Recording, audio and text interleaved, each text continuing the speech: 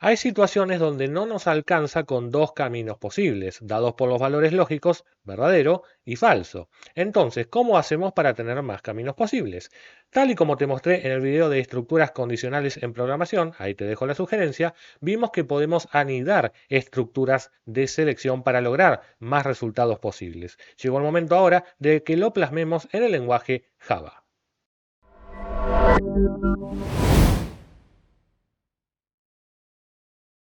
A modo de repaso, simplemente recordemos que empezamos con una estructura de selección simple, es decir, aquella que toma acciones solo en caso verdadero, en el caso falso no se contempla nada. Acordate que la condición tiene que ir entre paréntesis. Luego aprendimos el bloque de selección doble, es decir, aquel donde podemos discriminar entre qué hacer en caso verdadero y qué hacer en caso falso. Pero no siempre nosotros disponemos de ejercicios que podamos plasmar con solamente dos caminos, así que llega el momento de necesitar más y por ende empezar a colocar estructuras de selección dentro de otras. Si tuviera un caso, por ejemplo, con tres resultados posibles en lugar de dos, bien podría usar esta estrategia, que contempla primero hacer una pregunta para que si da verdadera ya pueda repreguntar por segunda vez, teniendo entonces dos caminos posibles más, verdadero o falso. En caso de que la pregunta inicial haya dado falsa, hubiese venido por esta rama. Claramente lo tenés a la izquierda representado como diagrama, pero la forma en este caso en el lenguaje de representarlo es colocando estructuras if-else dentro de un if o dentro de un else, depende sea el caso como lo estés estructurando. Lo importante acá, como verás, es mantener el código ordenado como te decía en los videos anteriores, porque acá va a empezar el infierno de las llaves. Por ejemplo, imagínate olvidarte esta llave de cierre, entonces se va a romper todo tu programa y además ten en cuenta que queremos que sea legible, que podamos de un vistazo entender qué instrucciones están dentro de cada bloque, así que es esencial que entiendas a esto como cajas, cada una con sus instrucciones. Por ende te recomiendo que empieces a mantener tu código ordenado para evitar grandes dolores de cabeza a la hora de buscar errores, sobre todo de sintaxis.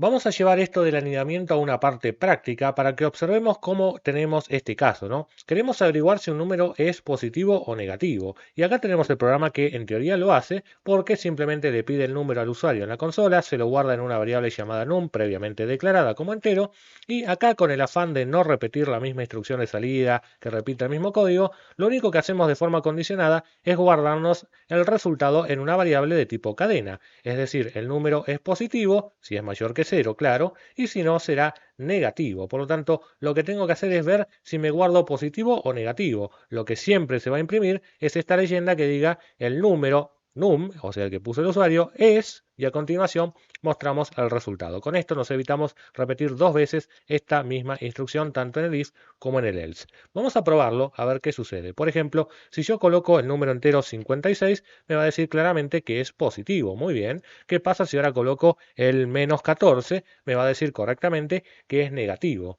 Sin embargo, cuando ahora pruebe con un valor especial, como por ejemplo el 0, me estará diciendo que el número 0 es negativo, lo cual no es correcto, pero bueno, así está programado. Como el número no es mayor que 0, entonces se fue por la rama else y me dijo que es negativo. Bueno, ¿cómo hacemos entonces para evitar esto?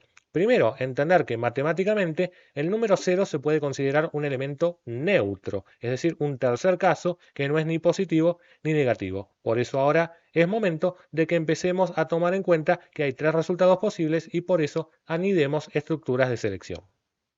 Esta lógica está muy bien y está perfecta, pero siempre que el número no sea el cero. Por eso es que esto lo vamos a condicionar. Es decir, antes que esto, coloquemos una sentencia if. Yo te sugiero que te lo arme automáticamente NetBeans. Escribimos simplemente en minúsculas if, apretamos la tecla de tabulación y ya nos va a armar la estructura básica.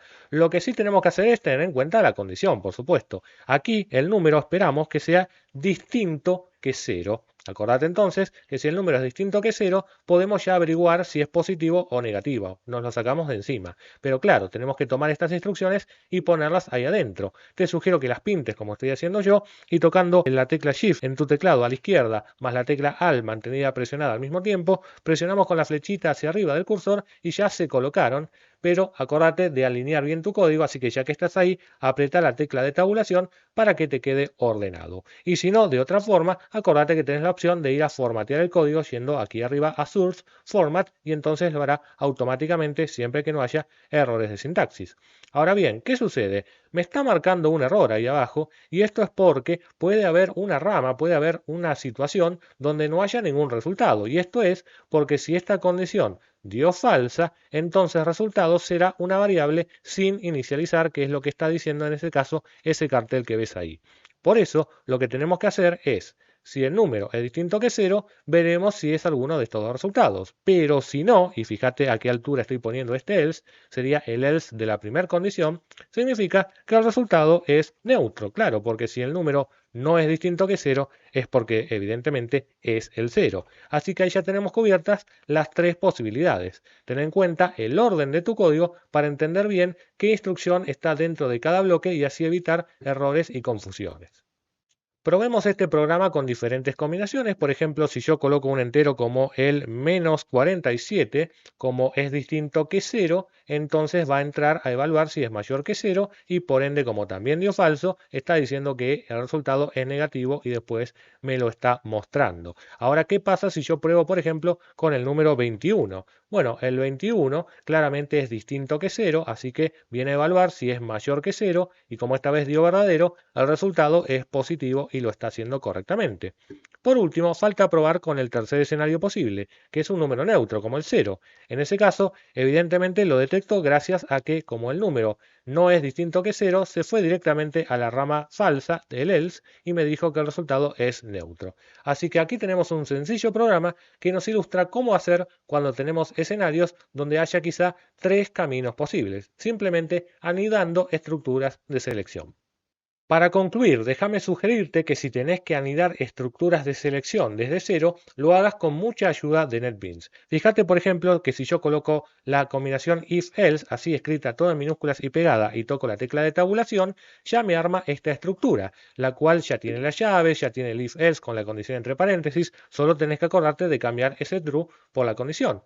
Pero a su vez, cuando yo coloco el cursor aquí, ya está alineado, esperando que coloque las instrucciones. Puedo volver a repetir esta combinación y colocar if-else de la misma manera, tocar la tecla de tabulación y empiezo a lograr este efecto de anidamiento sin hacerme mucho problema con las llaves ni nada de eso. Fíjate, lo voy a volver a hacer y así yo puedo colocar un montón de bloques anidados formando esta estructura que se empieza a correr cada vez más para la derecha. Por eso en el próximo video te voy a explicar cómo evitarlo. Fíjate que este infierno de las llaves, dentro de todo, fue fácilmente cubierto gracias al autocompletado que te hizo NetBeans.